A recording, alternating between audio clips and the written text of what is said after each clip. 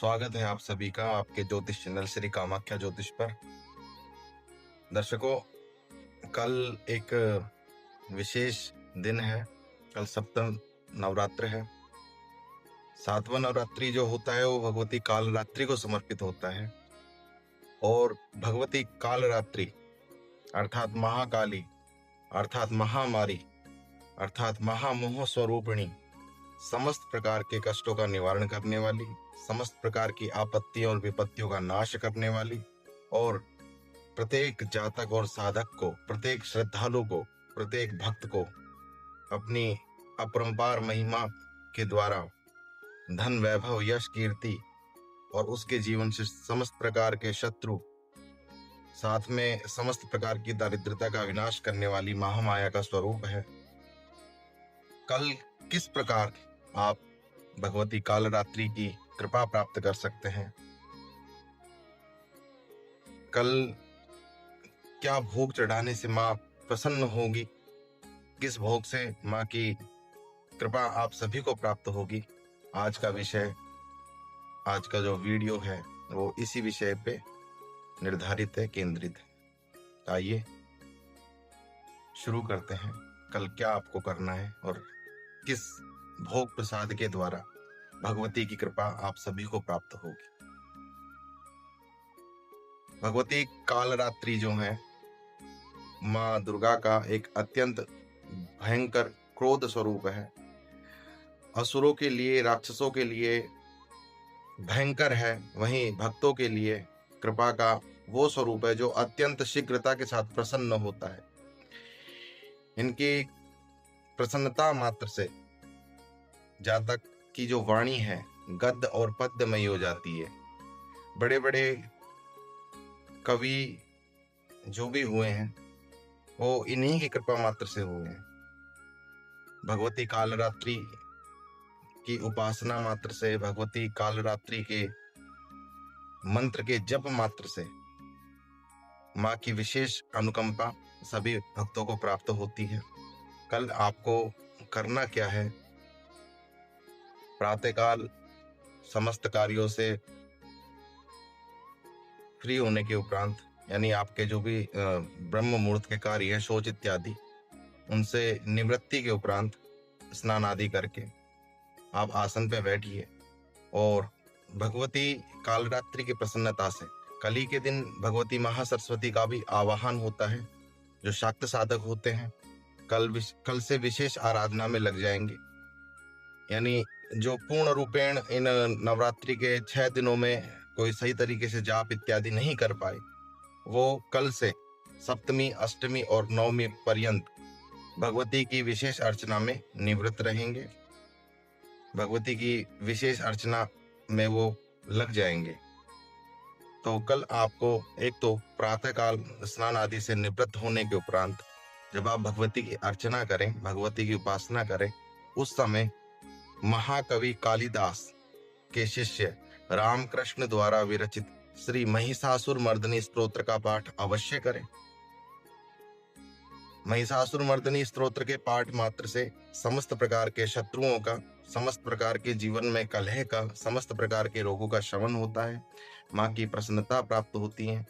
अगर आप संस्कृत अच्छी तरीके से बोल सकते हैं तो भगवती कालिका के निमित्त जो कालिका हृदय स्तोत्र है उसका भी आप पाठ कर सकते हैं।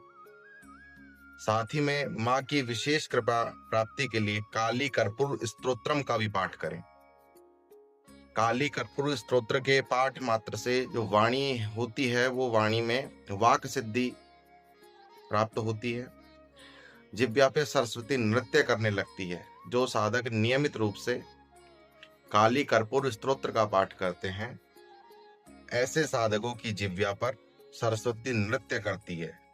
वो जो कह दें सो ब्रह्म वाक्य हो जाता है, ब्रह्मवाणी हो जाती है। तो अगर आप संस्कृत पढ़ने में सामर्थ्यवान हैं तो कल कम से कम 11 आवृत्ति काली कर्पूर स्तोत्र की अवश्य करें। साथ ही में भगवती की प्रसन्नता के लिए गुड़ से बना हुआ कोई नैवेद्य भगवती को अर्पित करें। खीर का नैवेद्य बनावें। खीर के नैवेद्य के ऊपर घी डालकर और एक छोटी सी गुड़ की डली डालकर भगवती कालरात्रि की प्रसन्नता के लिए माँ को नैवेद्य अर्पित करें। साथ ही में विशेष रूप से 5 प्रकार के फल माँ को अर्पित करें। मीठा पान माँ को अवश्य अर्पित करें। बलि के रूप में आप कल नारियल की बलि और कुष्मांड की बलि भगवती की प्रसन्नता के लिए आप प्रदान कर सकते हैं। अगर आप घर में ये बलि प्रदान नहीं करना चाहते तो आप किसी देवी मंदिर में जाइए और देवी मंदिर में जाने के उपरांत वहां पर भगवती कालरात्रि का स्मरण करके वहां पर जो भी प्रतिष्ठित प्रतिमा है, जिस भी भगवती के स्वरूप के निमित्त वो प्रतिमा स्थापित है, वहां उनको वो नारियल की बलि अर्पित करें। स्त्री नारियल की बलि अर्पित ना करें, स्त्रियों के लिए निषिद्ध है। पुरुष जो हैं वो नारियल अवश्य में भगवती को अर्पित करें। साथ ही में भगवती की कृपा प्राप्ति के लिए माँ को नीम के पत्तों से युक्त नींबू की माला माँ को विशेष रूप से अर्पित करें।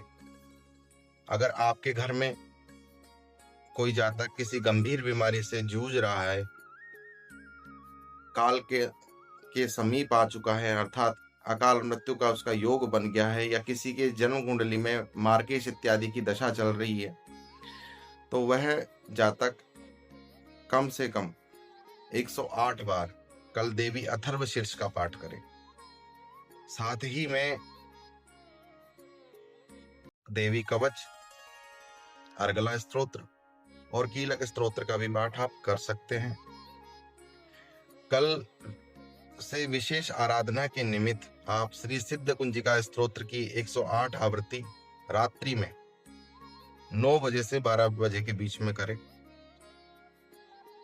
कहने का तात्पर्य यह है कि कल, अष्टमी को और नवमी को, इन 3 दिन आप सिद्ध कुंजिका स्तोत्र का पाठ अवश्य करें। अगर 108 पाठ की आवृत्ति आप कर सकते हैं तो सर्वोत्तम रहेगी। साथ ही में कुछ मंत्र मैं आपको बता रहा हूं, कुछ दीपक के प्रयोग में आपको बता रहा हूं, आप उनको भी करें तो उससे भी भगवती की कृपा आपको प्राप्त होगी। सर्वप्रथम एक नींबू ले लीजिए और नींबू को बीच में से काट के उसके 2 भाग कर लीजिए और उसके अंदर का गुदा निकाल लीजिए। गुदा निकालने के उपरांत उसको कुमकुम डालकर रक्त वर्ण का बना लीजिए और एक नींबू में देसी घी का दीपक और दूसरे यानी फूल वाली बत्ती डाल के आपको एक में देसी घी का दीपक और दूसरे में सरसों के तेल का दीपक भगवती को अर्पित करें। इसी प्रकार आप नारियल का भी दीप बना के माँ को अर्पित कर सकते हैं। और विशेषकर अगर आप कुष्मांड इत्यादि की बलि देते हैं तो कुष्मांड के ऊपर कर्पूर जलाकर भगवती की आरती अवश्य उतारें। इससे माँ की कृपा आपको बहुत ही सुलभता के साथ प्राप्त होगी। अगर आपके जीवन में कोई गंभीर बीमारी आ चुकी है तो अर्गला स्तोत्र का जो प्रथम मंत्र है, ओम जयंती मंगला काली भद्रकाली कपालिनी दुर्गा क्षमा शिवा धात्री स्वाहा स्वधा नमोस्तुते, इस मंत्र का कम से कम 10 माला जाप तो अवश्य में भी करें। और भगवती कालरात्रि की प्रसन्नता के निमित्त काली माँ का जो बीजाक्षर है क्रिंग या क्रीम है ना, इसका भी आप जाप कर सकते हैं। तो इन छोटे छोटे उपायों को करके आप कल माँ की कृपा प्राप्त कर सकते हैं। आज की चर्चा बस इतनी सी। कल पुनः उपस्थित होऊंगा आपके लिए अष्टमी का कोई नया उपाय लेकर। तब तक के लिए नमः चंडिकाय। अगर आपको मेरे द्वारा दी गई जानकारी अच्छी लगी हो तो चैनल को लाइक कीजिए, सब्सक्राइब कीजिए, शेयर कीजिए। किसी विशेष जानकारी के लिए कमेंट बॉक्स में अपने प्रश्न आप लिख सकते हैं।